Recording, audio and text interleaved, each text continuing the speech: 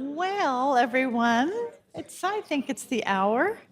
I think we ought to launch this terrific event. And thank you all for being here to join us for our inaugural Bicentennial Faculty Series lecture. I'm Barbara Bass. For those I haven't met yet, it's my really great privilege to serve as the Vice President for Health Affairs and the Dean of the George Washington University School of Medicine and Health Sciences. And this today is going to be our first Bicentennial Faculty Lecture Series.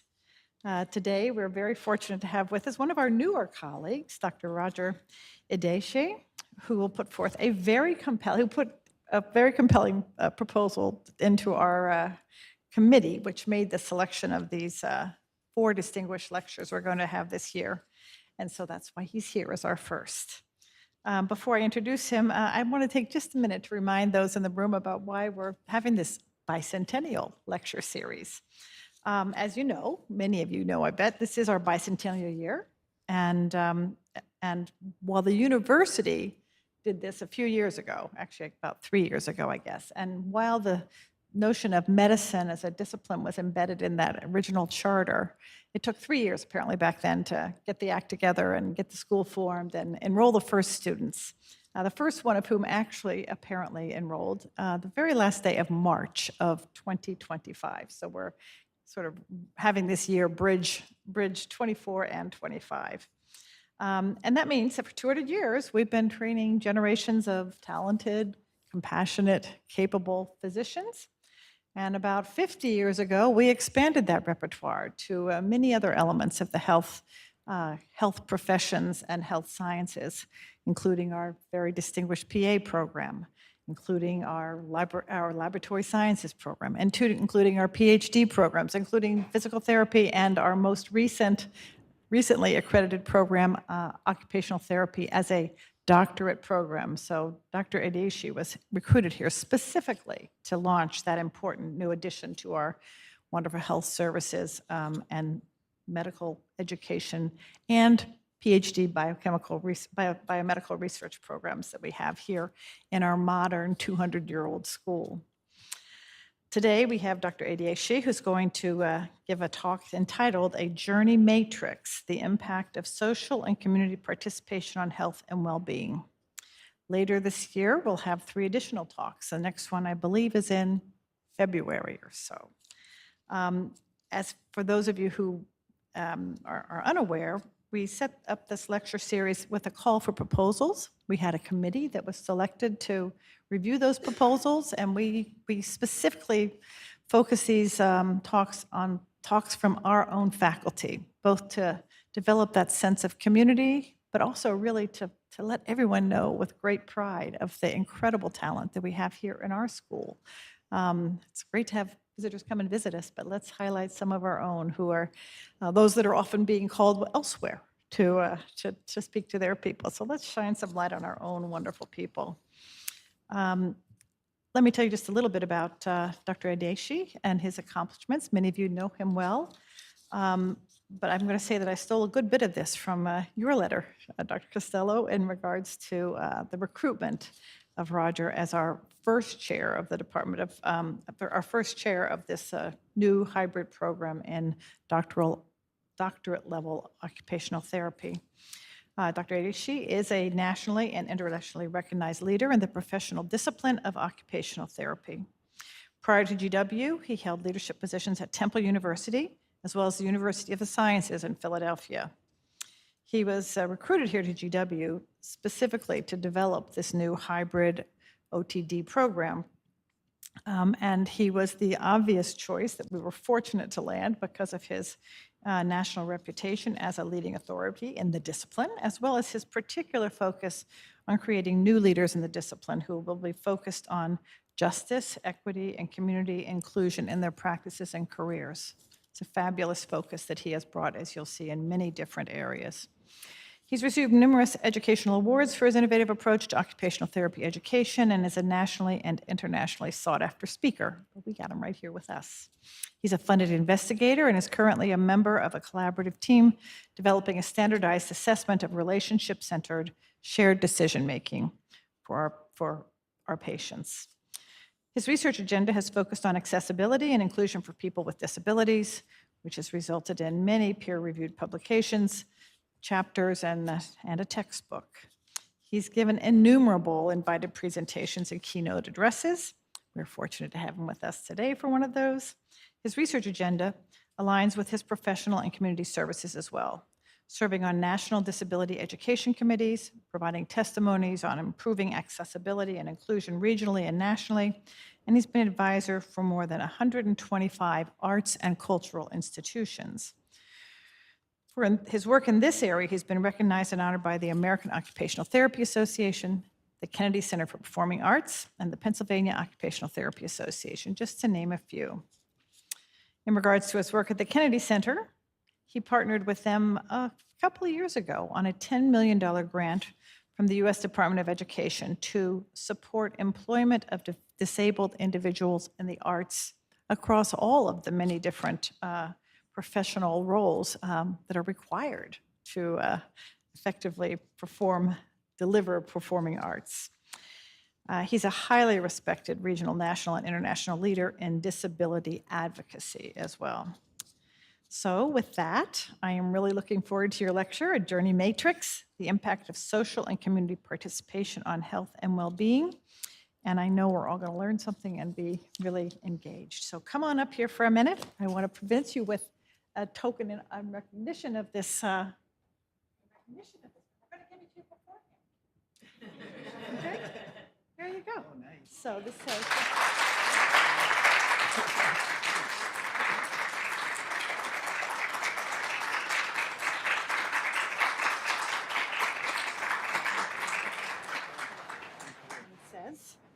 It has our bicentennial logo at the top.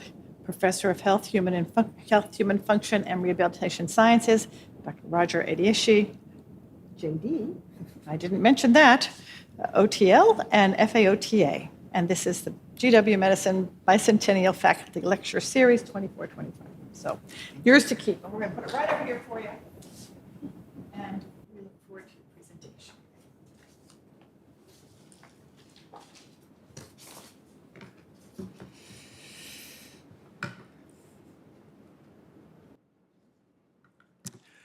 Thank you, Dean Bass, and good evening, colleagues, faculty, staff, and students. I'm very humbled to be giving one of the bicentennial lectures and representing the Department of Health, Human Function, and Rehabilitation Sciences. I've titled today's lecture, A Journey Matrix, the Impact of Social and Community Participation on Health and Well-Being. And tonight's talk is based on work I've been nurturing and cultivating for about 15 and 20 years, examining the person-environment dynamic in my practice of occupational therapy. I placed a visual image of the SMHS strategic plan with the 4 pillars of education, research, clinical care, and population health and health equity that is grounded in our shared values of optimizing wellness, creating an equitable and inclusive programs, and having a welcoming and supporting environment. In today's talk, I'm going to touch upon 3 of those pillars. Clinical care through valuing the narrative process as a clinical skill and recognizing a person's journey matrix of daily living. Research through exploring the evidence of social and community participation on health and well-being, and population health and health equity through differentiating between accessibility and inclusion, and how we as a practitioner community can improve services at the individual, community, and societal level. This work has emerged through the analysis of lived experiences, life transitions, and narratives of the people I've encountered in my occupational therapy practice, using narrative transitions and stories as key moments in life that transform our identity, our place, our sense of place, our sense of belonging, and in particular for the disabled individual. And I want to share stories that bring attention to the critical aspects of life that, as a practitioner, I often missed because I'm so focused on this end target rather than attending to the small moments that can alter how one navigates through life. So about 15, 20 years ago, I was working with disabled advocates in Australia, and they kept referring to this matrix of decisions and actions before making a final decision to go out into the community. They refer to this process as a journey, hence the term journey matrix emerged. When I began to reflect on my work in the United States, I realized that individuals I was working with in Philadelphia and Washington, D.C. were essentially saying the same thing, though using different words. I explored this idea with disabled advocates and research colleagues. Our definition of the journey matrix has evolved and has had many iterations over the years. And our current definition describes a journey matrix as the complex physical, social, and emotional tasks and activities a person identifies, sequences, coordinates, navigates, and implements to participate and experience a meaningful community life. And I'm going to share two stories, two journey matrix stories, exploring the needs, challenges, and aspirations of disabled individuals and their families. The first story is from Sam, a pseudonym, a young autistic adult. His story is titled, "I Can't Keep the Birds from Singing." The second story is from Alice and Tom, also pseudonyms, parents of 3 disabled children. Their story is titled, "A Bridge to Where We Are Going." Here's an image of a bird with its beak wide open making noise. I can't keep the birds from singing. Sam is a 28-year-old autistic adult who attends graduate school in a medium-sized Midwestern city. He uses a private car for his community travel, but he prefers to use public transportation. He doesn't take public transportation because living in the Midwest doesn't have a good public transportation infrastructure, like Washington, D.C. So it means that if he took the bus, it would double or triple his travel to anywhere he was going. So Sam drives everywhere, and he has a particular driving routine that makes it challenging to engage in a community and social life. The effort he takes with driving depletes his energy. So he says it's easier to stay home and watch Netflix rather than to go out, be active, and be social. So he often is socially isolated by choice. The prologue to Sam's story is that he needs to know everything. What will happen, how it will happen, when it will happen, where it will happen, and who it will happen with. And I don't mean he needs to know every single detail, but he needs enough information so his mind doesn't race around imagining the infinite number of scenarios that could possibly occur. This is how Sam's brain functions. When he has enough information to create a few possible scenarios, his brain calms down. All of his imaginings require a lot of planning and preparation. He says to me, I have to set aside time ahead of time and plan when I'm going to need to take breaks, because generally I know I'm pretty in tune with when I need my timing of things. So when he travels to school, it would generally take about 30 minutes, but he knows he has to stop about every 15 minutes to take some deep breaths, to put music on, to calm his brain. So a 30-minute commute to school actually turns into about 45 to 50 minutes every single day, both ways. But then he often gets overwhelmed. And so when Sam is in a situation where he can't take the breaks or there's unexpected situations that arise, he gets overwhelmed easily. And this is how Sam describes being overwhelmed. The energy builds up like a nuclear reactor, and then it's just released in a way that is uncontrolled, overboiling, perseverating, hyperfocusing, and sometimes crying. Sam is aware of his feelings, which is why he needs to know the who, what, why, and wheres of the situation before stepping into the situation.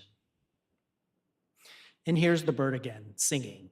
Sam knows the world is not going to change for him because the world was not designed for him. He knows he is an outlier, and he has to make the best of it. The world isn't going to change because he wants it to. He says, I can't stop the birds from singing. I'm always going to have to plan for things. I'm always going to be autistic. This is who I am. I'm always going to want to know what's going on beforehand before being able to have that preparation and have those supports. The problems that exist, you can only solve so much on your own. We need others. I want to be a part of things that go on, to be in the community. I want to be free. I've known Sam for 7 years, and I've never seen him without a suit and tie. He tells me he wears a suit and tie in public, so people take him seriously. I've told him he doesn't have to wear a tie around me. I've known him for a while. He says to me, he wants to ensure our relationship is equitable, so he will always wear a tie. Even on Zoom calls, he wears a tie or he keeps his camera off. He believes this is what he must do, to wear a tie, to be represented as a person in the community. He says, I rarely get to be who I am. Sam's narrative informs us about his need to know how much planning, preparation, and energy he uses to commute to school or to consider whether he wants to create a social community life. He knows birds aren't going to stop singing. He recognizes the world was not created for an autistic person, and he desires for more supports and opportunities so he can have a social life. Sam wants to go into the community, move about, and be free, but he rarely gets to be who he is. And he believes that when he does go out into the community, he has to be in a suit and tie. For Sam, he feels he has to suppress his internal self, his autistic self, for others to take him seriously, to see him as a person. Here's an image of a bridge unattached to land, leading into water on both ends. The image conveys a bridge to where we are going, as Alice and Tom aren't really sure where they're going. The second journey story about Alice and Tom, they have 3 disabled children. Alice's primary role is being a mother. She holds part-time jobs because she needs the flexibility, because she never knows when she has to go to school to attend to the children. And this happens at a pretty regular basis. Tom's role is to financially provide for the family. They live in a large northeastern urban city, and they don't have a private car, so they walk or they use public transportation for all community activities, including grocery shopping and healthcare appointments. The prologue to Alice and Tom's story is that they are socially isolated. They don't go out into the community. Managing 3 kids on the bus or subway or in the community is too difficult. Alice and Tom would occasionally ask their parents to go out with them, not for family fellowship, but for additional support. Alice and Tom always feel guilty about this, and they feel like they are a burden to their parents, so they limit asking, which limits their ability to go out in the community.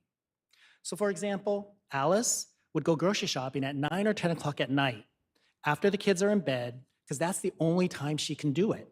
She would walk to the grocery store or take the bus, but assuming that bus schedule is the right timing at 9 and 10 o'clock at night. Through the support of social work and occupational therapy, the family developed strategies to navigate the public transportation system with their 3 kids. And here's an image of a bus traveling down an urban street.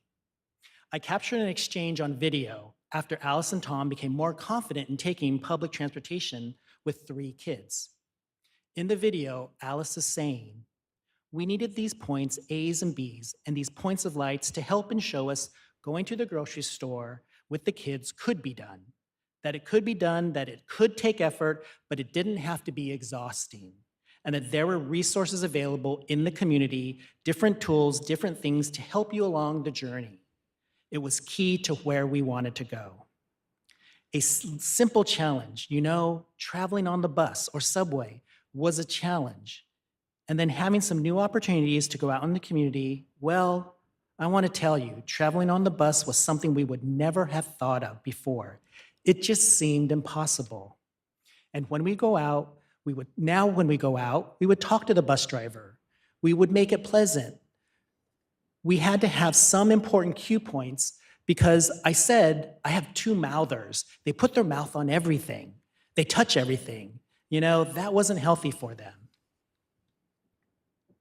Here's an image of one of the children at a grocery store.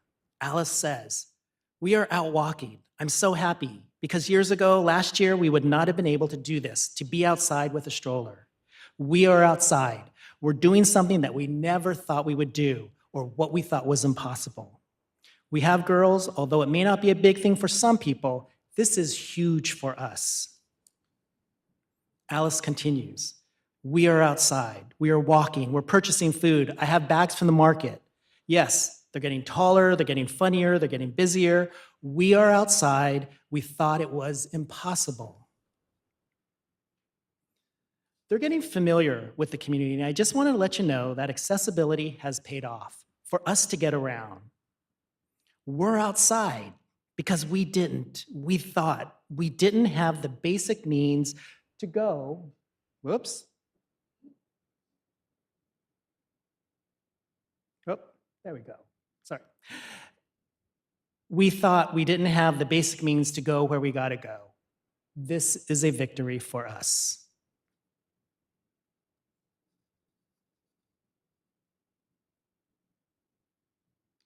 This image is Alice and Tom with their children looking out at Independence Hall in Philadelphia.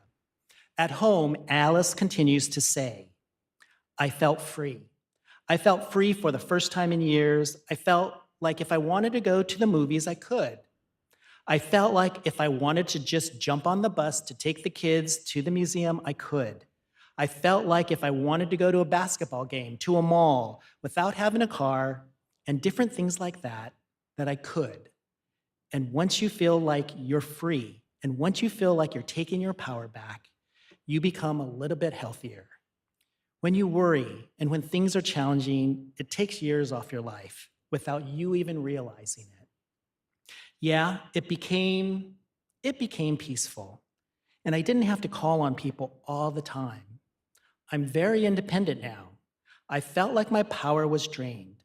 I felt like I always needed something or somebody, and it didn't feel good. But I was able to take my power back, and I felt like I was rebirthed. I describe it as a bridge to where we are going. When I look into the future, I want to incorporate arts, programs, and stuff that I can do with my children. I always wanted to take them to the rec center. Now, I'm able to do a lot of things, and I don't feel lost anymore. It allows me to just be who I am. There are common narrative threads between Sam, Alice, and Tom's stories. Their narratives speak to how social and community participation impacts their lives. The planning and preparation for community activities requires a lot of energy, that often they don't have those energy reserves. Sam needs to know everything so that his mind isn't consumed. He needs to take breaks. Alice and Tom wanting to do more, but not having resources or supports, so their planning uses a lot of worrying and wishing, but no action. It's just a bridge to where they were trying to go. Sam recognizes he can't stop the birds from singing. Society is not built for them, but the opportunity and support they can envision of what is possible. When Alice had the knowledge and supports to navigate the community, she took her power back. Sam and Alice referred to being free, being who they are. And I can tell you many more stories from many more people who say the same thing. This image on the screen is a pathway in Japan, representing ancestral histories that support us throughout our life journeys. And I chose this image because this image represents how we recognize the past, yet we keep moving into the future, like Sam, Alice, and Tom. And as we hear from their narratives, the environment can support or hinder participation and engagement, whether that environmental element is public transportation, time, birds, family, or other people. And as we listen to Sam, we hear his desire for more support. We hear from Alice and Tom how transformative that support can be.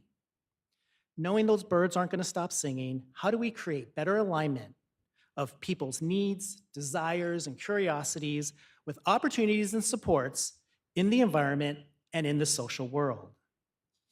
Sam, Alice, and Tom's narratives are not unusual in the disability community.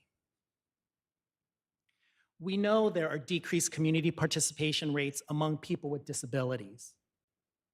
And as a result of decreased community participation rates, there is decreased opportunities for social interaction and the development of maintenance of social friends, and particularly with disabled youth. And we know that there are increased rates of isolation, loneliness, and anxiety among people with disabilities. And as disabled youth transition to adulthood, we know that they have lower rates of pursuing additional education and have lower rates of employment. They also are less involved in education and healthcare planning, something that we should all be concerned about. But there are some indicators that lead us towards the future. Studies are indicating strategies that promote activity-based interventions with resources and supports for social connectedness, physical activity, and in the area that I study, the arts and disability are demonstrating some positive impacts. When disabled individuals are participating in the community, they report lower rates of loneliness, isolation, and anxiety. They report ease and comfort with communication and social skills in the community, and they start to feel a sense of belonging. Social and community participation seems to facilitate more engagement in activities which helps their physical capacities, such as improved blood pressure and physical endurance. In the arena of arts, regular childhood exposure to arts experience often leads to a continued trajectory of engagement into adulthood. And one thing with these citations, if you look at them, I've put the country where these citations are from, and this is happening all over the world. So future studies need to examine whether these indicators are sustained over time. That's the limitation of these studies. A few longitudinal studies from the UK are beginning to show that these impacts seem to be holding. Nevertheless, there's still a severe lack of accessible and inclusive community opportunities for the disabled community. Many look to the American with Disabilities Act that prohibits discrimination against people with disabilities from participating in a social life. While the ADA is a minimal legal standard for accessibility, the ADA provides civil remedies and solutions in a physical, tangible, and tackable strategy. And what do I mean by tackable? The US Access Board described it to me like this: if you turn the house upside down, whatever doesn't fall out can possibly be turned into an accessible guideline. For non-apparent or non-physical disabilities, such as autism or other neurodevelopmental disabilities, the solution has to be physical, tangible, and tackable, such as a ramp or an elevator, a braille sign, a listening device, or patterned tactile pavements on the sidewalk. The US Access Board is well aware that they are relatively quiet on guidelines for people with neurodevelopmental disabilities, which is why in 2022, I led a panel for the US Access Board to begin considering how to identify tackable, accessible guidelines for those with autism and neurodevelopmental disabilities. If ADA guidelines have to be tackable, how do you make tangible and codify a modified social interaction, a social opportunity, or a social attitude that fosters a sense of belonging and inclusion? The work being done here at GW within the SMHS strategic plan moves in this direction. As a practitioner, I know I often have to check myself that I consider patient and client narratives, even as I focus on the specific remedy in clinical care. The narratives tell me the unseen moments of how a person navigates to these remedies. And I use these narratives to discover the invisible, or what I call the in-between spaces, that often significantly influence how a person lives their lives, as we saw with Sam, Alice, and Tom.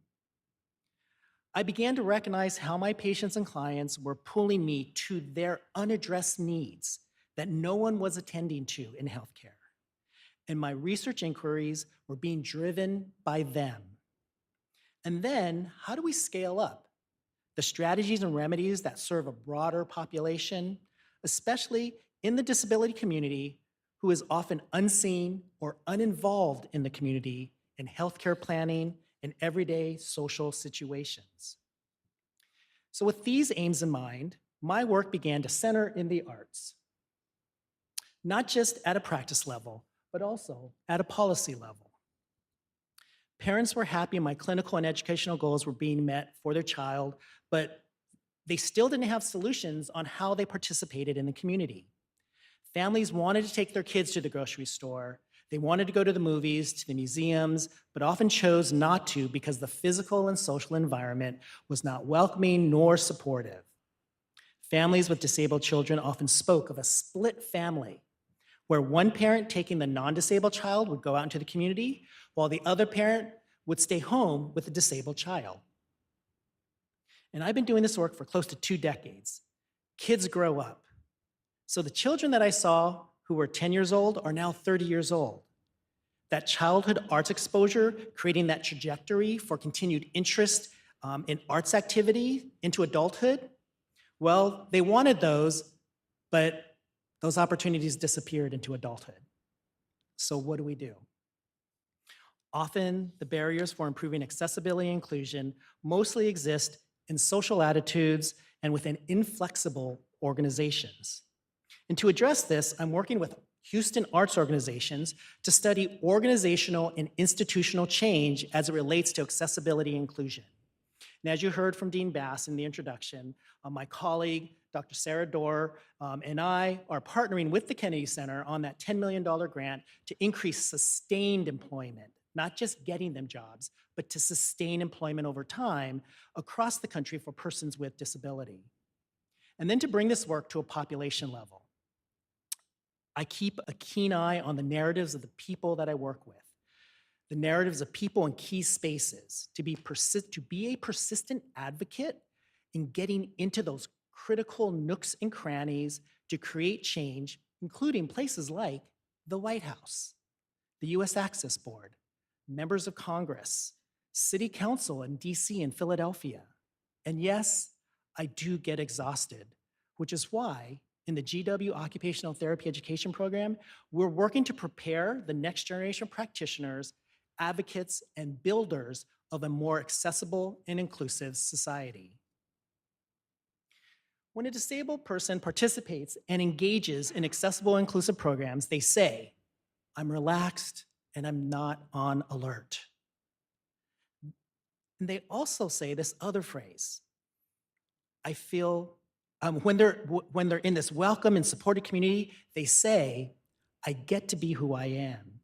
Now this phrase, "I get to be who I am," is an interesting phrase. We heard it from Sam, Alice, and Tom. I've also heard this exact quote from disabled persons across the country, and very interestingly, I hear it from across the globe. When I speak with disabled persons in Tokyo, Moscow, Bucharest, after they participate and engage in supported, accessible, inclusive community spaces in their native language, they say, "I get to be who I am." That last phrase here is Irish, but actually they say it in English, and I just thought writing it in original Irish would be dramatic for the slide.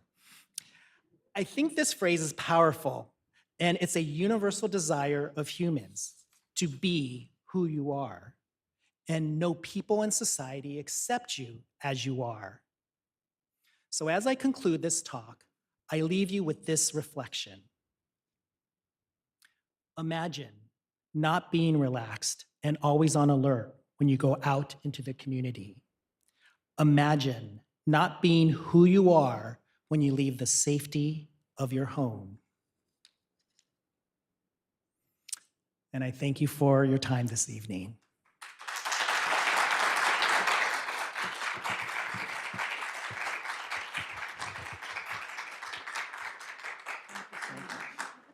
Yes, okay.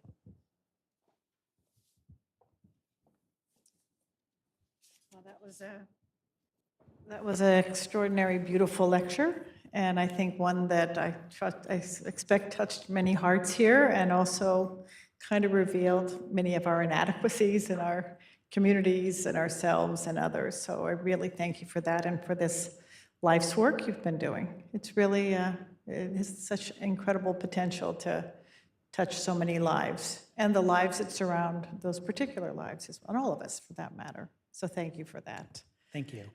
I'd like to ask the audience if there's any questions, comments here. Yes, please. And please step up to the microphone. Oh, we're going to have somebody bring the microphone to you. And if you could please identify yourself and ask your question. Would the slide content be shared or emailed to people in the audience who registered? Yes, we will. Actually, we're going to have the whole thing recorded, and so it will be available on our website very shortly. Is that good? Good enough? Good enough for me. Yeah. Okay. Thank you. Thank you. Hello, I'm Miranda Ward. I'm Health Sciences faculty. Represent Health Sciences? Yes. Okay. So my question is, first of all, thank you so much, Roger, for your work and offering a narrative analysis to your work. I was really struck when Sam said that, you know, they were living in a world that wasn't designed with them in mind. And so I wanted to know if you can offer maybe like a tangible, concrete example. I know you and Sarah are, you know, working on the set of recommendations now. But just what would that look like to design a workplace culture or a healthcare setting culture with the, you know, with neurodivergent people in mind? Yeah, that's a tough question, Miranda, to answer.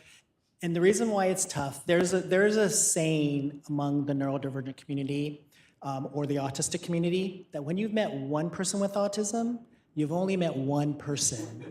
So how do you then understand and know the narratives of hundreds and millions of people and then try to individualize and address that, right? And I think that's why the US Access Board is struggling with how do you create guidelines for that? But we can't ignore it. So I think, you know, our team in occupational therapy and physical therapy, we are really looking at this on how we can identify what those methods are so that we can begin to build that process. I think that my answer is we actually don't know. Yeah. Dr. Miller? So Roger, that was a beautiful talk. As a neuroscientist, one of the things that you said which really struck me was that you're working towards sustainability. As a neuroscientist, do you have a sense about what that really means? Is this a learned behavior that you're inducing, or is it that there's a coping mechanism that I don't know how that would work? Yeah. Actually, when I was referring to sustainability, I was actually talking about society and organizations' sustainability to continue to create doors and avenues for people with disabilities to be a part of society. That oftentimes organizations will do a little bit of work, and that's about all they do. And so there's little spaces, there's small spaces for people with disabilities, but those spaces aren't growing, and that work doesn't continue and sustain and grow. And that's what I meant by sustainability. So there are so few opportunities for people to actually engage in those experiences, develop those skills and behaviors over time, because those opportunities just don't exist. So it's a development of skill sets, a coping skill set that you see. Yeah, it's to a degree, to a degree, yeah. Interesting. I think that's really an interesting idea. It's really not so much the individual, it's us learning how to include and understand and participate. It's more about, your therapy is not really directed at the individual as much as at us. Is that what I'm hearing? Yes, that's exactly what you're hearing. Wow, interesting. Yeah, fascinating. That's great. It's fabulous. Yes. Roger, this was just awesome. Thank you so much. And just, we're so lucky to have you here at GW. This was a lovely example of how health and wellness and disability kind of occur at the intersection of the person and what they're trying to do and the environment they find themselves in. And we talk about this a lot in occupational therapy, right? This person-task-environment intersection. So yeah, the person comes with these sets of abilities or disabilities, but then they find themselves in environments that don't match their particular set of needs, and they're trying to do very particular tasks and get particular meanings from them. And so that's, I think, what you're saying about this sort of sustainability, right? It's not just about the person, it's how do we change the environment and the social policies and our expectations of what it means to be engaged in society. So it's tricky to, like, it's not like building a ramp, because we know all wheelchairs are X to Y distance apart, so we know how ramps need to look. It needs to account for this intersection. But I think that was Miranda's question, is what do we do, right? What do we do? And I think we really don't know, because we just haven't created enough opportunities and pathways for that. As you said, there's a mismatch between the disabled person and the environment. And those mismatches just continue until we truly put some action behind it. Hi, my name is Jamila Gowdy. I'm a master's student here right now. Thank you for your talk. And I kind of wanted to build off of what your colleague said. Is it too ambitious to possibly charge society with the idea of, instead of knowing every person who has autism and burdening them with explaining what they need for their autism, is it possible to do things kind of like how we have the Good Doctor show, where you actually educate people on how this presents and how it can manifest differently, so that way when they meet case by case, they know how to have a baseline approach, and then let that person help them to build it into an acceptable environment? I think that is one strategy, because as I was saying before, it's the external world, right? So I think there is a strategy of education for the public to understand the individual differences of people and the diversity of people. I think that is a strategy. There's a Pittsburgh, Pennsylvania has actually done a pretty good job of that within the arts and education field, where they are constantly on social media, on broadcast news, in the newspaper, and they are talking about disability and how organizations in Pittsburgh are transforming their principles and philosophies of how they do business, and the public is starting to understand what that means. So when they're encountering a person with a disability in the community, it's no longer of, a pity or can I help you? It's they have a better knowledge of the disability community. So education is one strategy for it. There still needs a lot more, with other, the tackability, right? So we're talking about education, which is more of a social attitude, a social change. That's not really tackable, right? So we can't really charge through the government. We can't charge society to do that. And that's the challenge that the U.S. Access Board has, is how do we make this tackable, right? What I'm thinking about, and we had all watched a movie this past week. We all watched Crip Camp together, and I'm thinking about the parallels between the journey with the ADA and similarly moving into occupational justice and thinking about a neurodivergent community. And the initial pushback with the ADA was, it's going to cost too much. How could we possibly accommodate all the needs of all the people? And this really had to do with physical disabilities at the time. But the payoff in the long run is a more involved community who is working and producing income, or healthier from a well-being standpoint, and saving money on the back end in relationship to healthcare costs.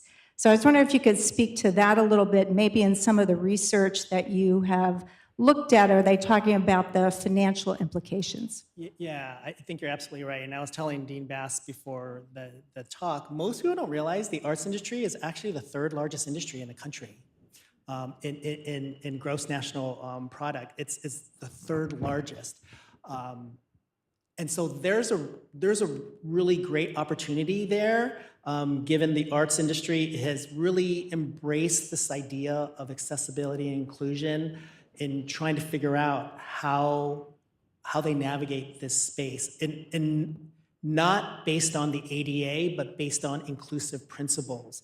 And so I think if the arts industry can demonstrate that this actually saves money, right? I think if the arts industry can demonstrate that, I think other industries will start to take notice of that.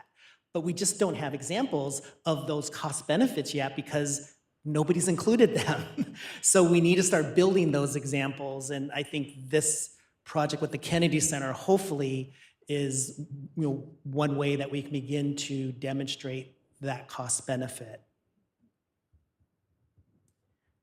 Well, thank you. That's really, oh, do we have one more? Yes. Thank you, Roger. I'm Howard Straker, the physician assistant program. It seems to me that since the ADA, that healthcare, and I'm really medical care, let's rephrase it from healthcare. Medical care is one of the few places that people with disabilities, whether it's physical, neurodivergent, where you almost have to bring your own help, where clinicians do not want to work with a person who's physically disabled because the environment is not such that we have a table for them. So they have to bring their own person to help put them on the exam table or whatever. What role can we as people who train medical clinicians and clinicians play in helping to understand the role of the journey narrative and journey matrix? So I'm gonna give you a smart answer. That your patients can probably bring litigation against you for not having those accessible products and services available. They literally can. And this has started to happen in the arts industry with the deaf community. They can only go, there's a run of a show for 4 weeks and it has maybe 20 shows. The deaf person can only go to one of those on a Saturday matinee if they're available and they don't have anything else that they have to do. So the deaf community sued a theater in St. Louis because they said, we want to go to that show. And the theater says, we can't accommodate that. And so the deaf community brought a suit against that theater and they won in federal court. So I think as practitioners, we need to be, the disability community wants to work with us. They don't want to be adversarial, but they also, I think, as healthcare professionals, they are also a little afraid of us because they know they depend on us for certain things. So they don't want to create an adversarial situation. So they aren't necessarily going to push oftentimes. But we do have a legal obligation. There are standards around medical tables and devices. There are standards that the U.S. Access Board has created, but are we employing them? So that's really on us. And until the disability community actually brings litigation, nothing's going to change. That's my answer. Okay. Other questions? Well, thank you so much. This has been a really fabulous talk, a great launch to our series, and it's really thought-provoking and given us all things to apply in our own lives, even if we're not trained as a wonderful research-focused occupational therapist like you, but things we can all do. So we're going to wrap it up here. We do have a reception upstairs on the 7th floor up in the Weigel Conference Room, and I want to just remind everyone that this is the first of 4. And actually, our next one is not in February, it's next Thursday. No, not next Thursday, Thursday, November 21st, I'm sorry. So getting close, excuse me in details, it's a problem. But okay, at that one, we're gonna have Dr. Jill Catalanati and Dr. Samitha Raman, and they're gonna present From Crisis to Care, Addressing Opioid Use Disorder at GW and NDC. So Thursday, November 21st, 5 o'clock on a Thursday evening, just like this. And I hope you can join us for that one too. But again, thank you so much. Just fabulous.